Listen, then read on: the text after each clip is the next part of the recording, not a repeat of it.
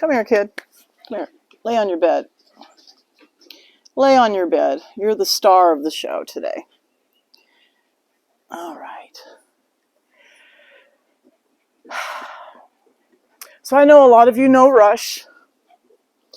Rush is 12 and a half years old. I'm going to try to get through this on one take. I might have to pause it a few times. I think this is an important video to make.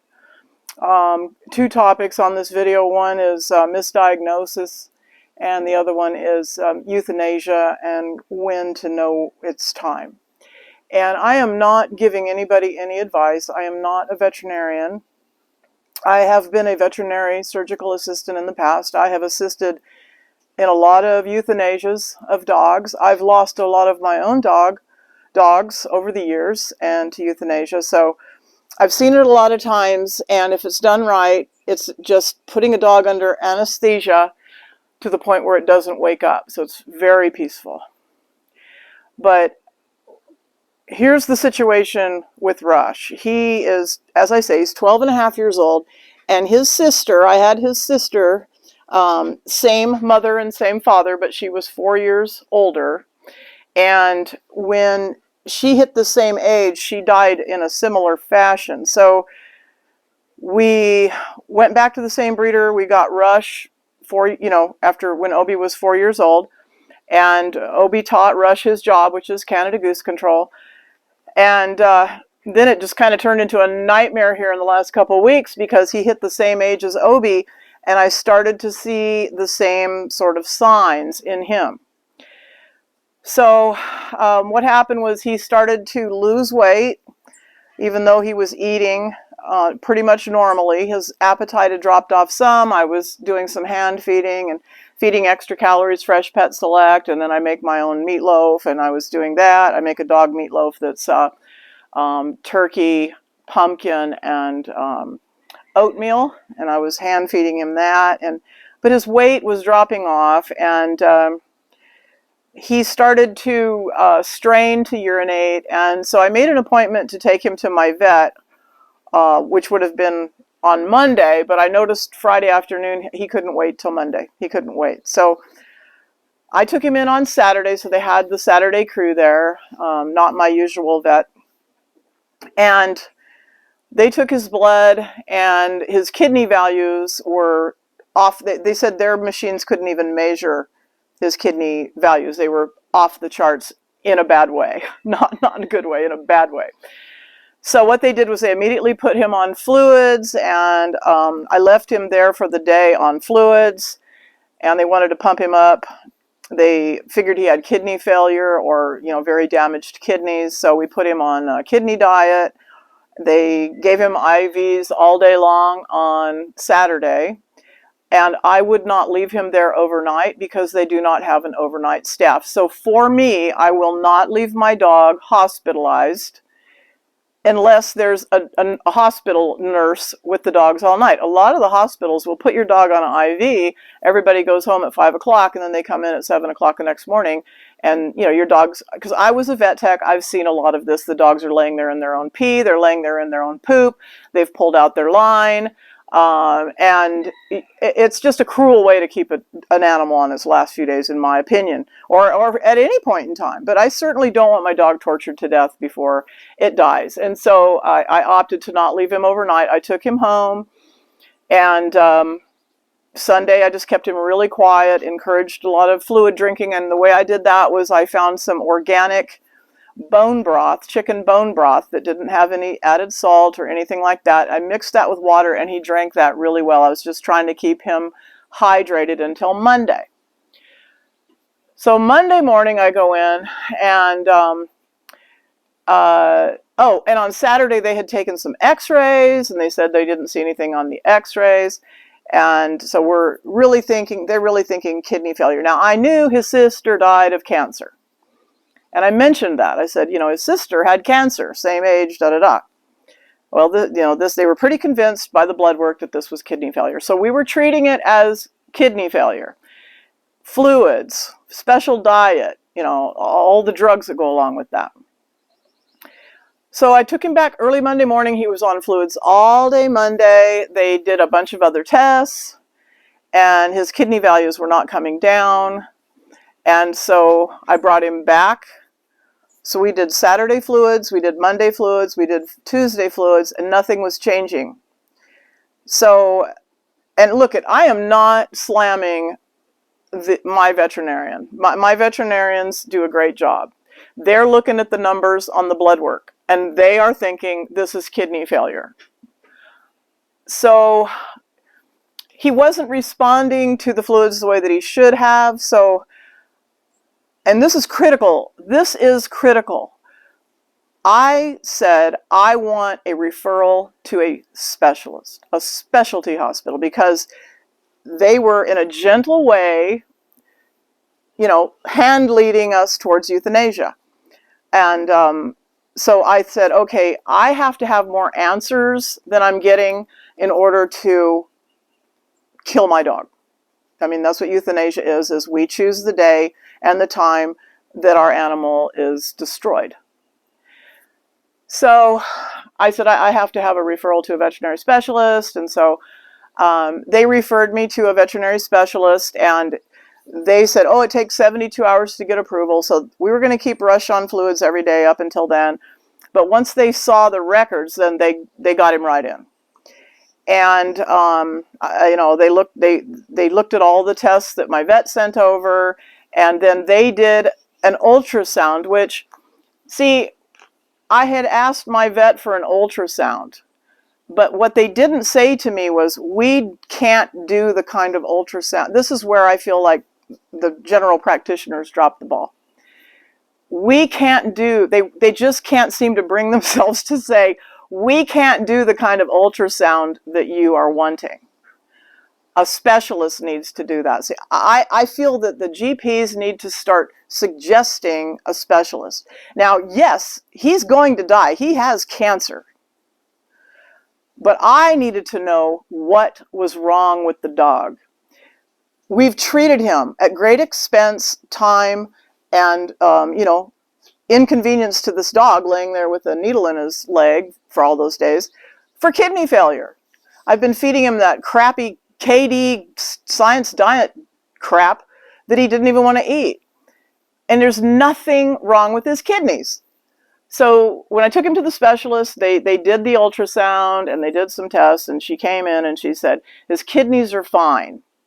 He has cancer, which is what I suspected in the beginning, because his full sister died at exactly the same age from cancer. And she said, yes, this is a familial, meaning a family cancer. And she said, I can see it on the x-ray that your vet took on last Saturday. Again, I am not blaming my vet. A veterinary specialist has different eyes than your GP. Period. They've had 4 more years of training. That's why they're called specialists. That's why they are much more expensive. They are in a league of their own. This is the second time I've had to have a specialist, and maybe I'll tell the other story another time. So now we've switched the treatment completely 180 degrees. Okay, now he can eat anything that he wants. He doesn't have to eat that horrible science diet. I've never believed in science. Sorry. He doesn't have to eat the horrible kidney diet. I shouldn't say science diet. I'll say kidney diet. He gets to eat whatever he wants. He doesn't have to lay around in a cage with IVs on him. He does not have kidney failure. What he has is he has a familial, meaning an inherited cancer, and it's all through him. She says, I can see it in the x-rays, I can see it in the ultrasound. And what it was doing to cause the kidney values to go up was it is squeezing off his ureter, and his kidneys were not able to do the job that they needed to do, and it was pissing him off, and the values went crazy.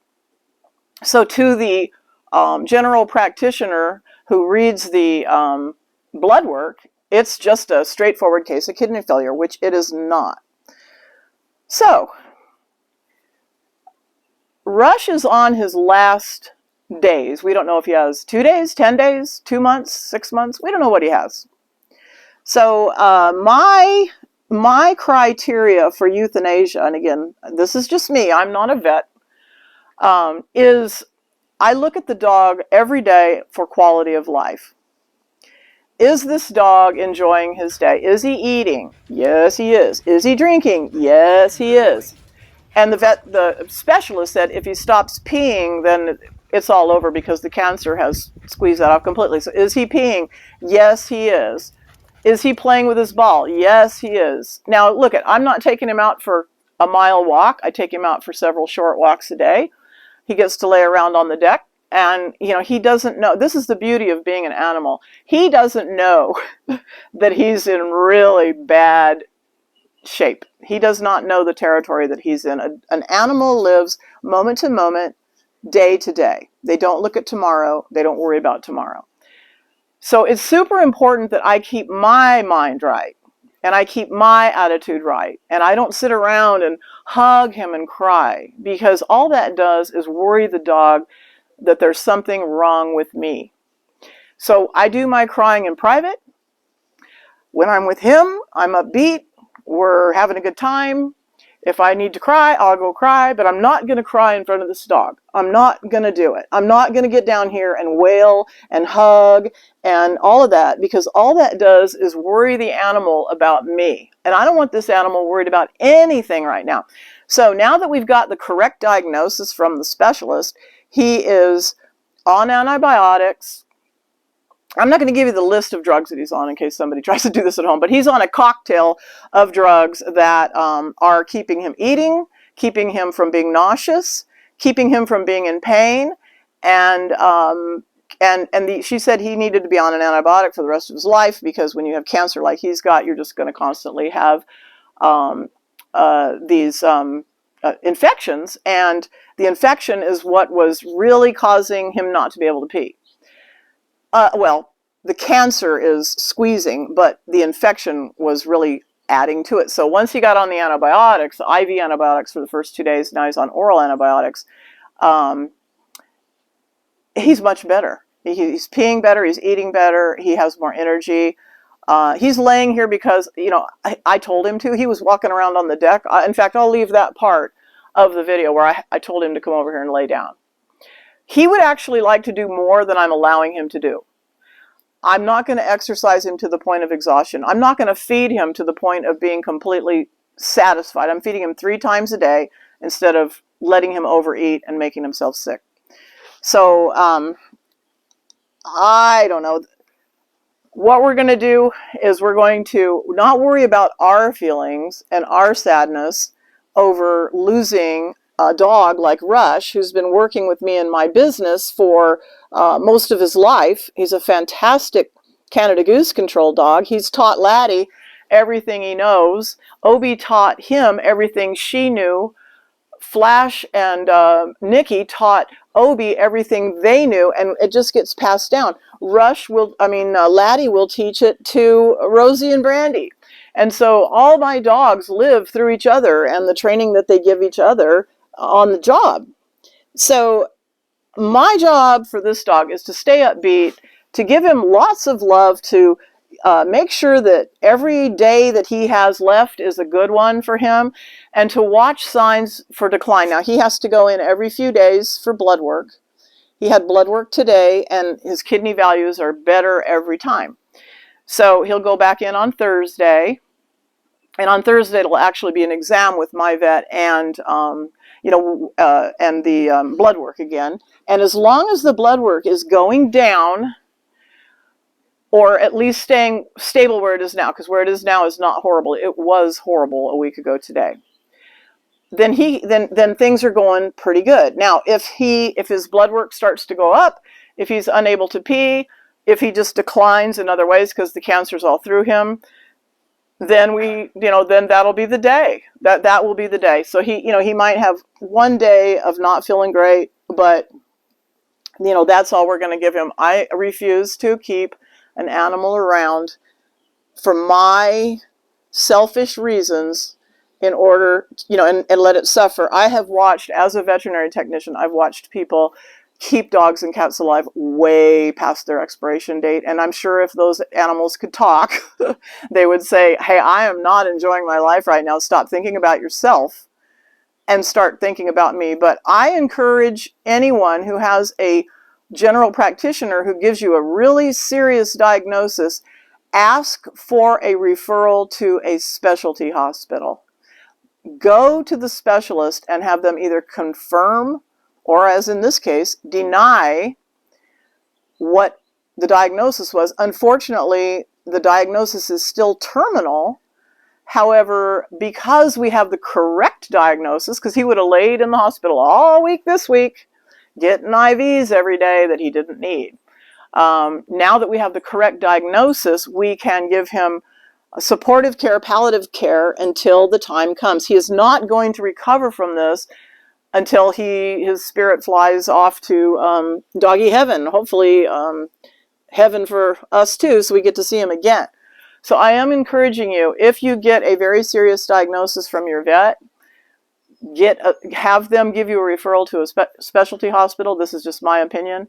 Make sure that's what it is, or get the correct diagnosis. And again, I am not bad-mouthing my vet. They do a wonderful job, and I've had my vet for almost 2 decades, but they just don't have what it takes that the specialty hospital has to make these really. This was a tough diagnosis because everything was pointing towards the kidneys, even though I did say his sister died of cancer at the same age, and the cancer was on the x-ray from Saturday, but it took the eyes of the specialist to see it. So this is where we're at with Rush. And here's what this video is not about. I don't want a single comment that says, oh, I'm so sorry to hear about Rush. I really don't. Or, oh, Sheila, I'm really sorry for you. I don't want any of that. We don't want any pity. We don't want anybody to feel bad for Rush. What Rush and I are trying to do is give you some ideas about end-of-life decisions. It's all about the dog. It's not about me. It's his quality of life. When he doesn't have good quality of life, then that's when we will, help him out. And making sure that you get the right diagnosis, because if he didn't have this diagnosis, then he would not have had the drugs that are making him feel so much better and giving him a few extra days, possibly weeks. I doubt months, but that's all not up to me.